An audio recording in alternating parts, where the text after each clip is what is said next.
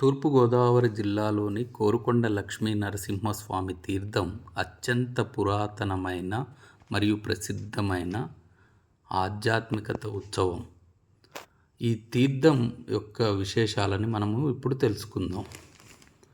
ఈ తీర్థం ప్రతి సంవత్సరంలో పాల్గొన మాసంలో అంటే సాధారణంగా ఫిబ్రవరి లేదా మార్చి నెలల్లో స్వామివారి కళ్యాణం మరియు రథోత్సవం అత్యంత వైభవంగా జరుగుతాయి. ఇది స్వయంభూ క్షేత్రం. ఈ కొండపై స్వామివారు స్వయంభూగా సుమారు 9 అంగుళాల విగ్రహం వెలిశారు. గిరి ప్రదర్శన.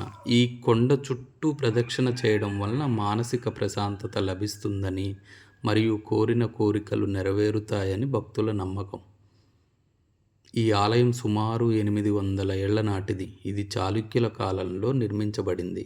కొండపై ఉన్న స్వామివారిని దర్శించుకోవడానికి భక్తులు సుమారు 615 మెట్లు ఎక్కాల్సి ఉంటుంది. పరాశర మహర్షి ఈ కొండపై తపస్సు చేసినట్లు పురాణాలు చెబుతున్నాయి. అందుకే ఈ కొండకు పరాసగిరి అని కూడా పేరుంది. ఈ తీర్థం సమయంలో చుట్టుపక్క గ్రామాల ప్రజలే కాకుండా రాష్ట్రం నలుమూలల నుండి భక్తులు భారీగా తరలివస్తారు. ఈ క్షేత్రాన్ని కోరుకున్న వరాలు ఇచ్చే కొండ కాబట్టి దీనిని కోరుకొండ అని పిలుస్తారు.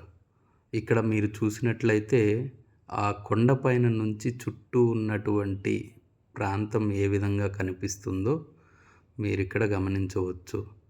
చుట్టూ పచ్చని పొలాలతో చల్లని గాలితో ఆ కొండ మీద ఎంతసేపు ఉన్నా ఇంకా ఉండాలి అనే కోరిక మనకి కలుగుతూ ఉంటుంది.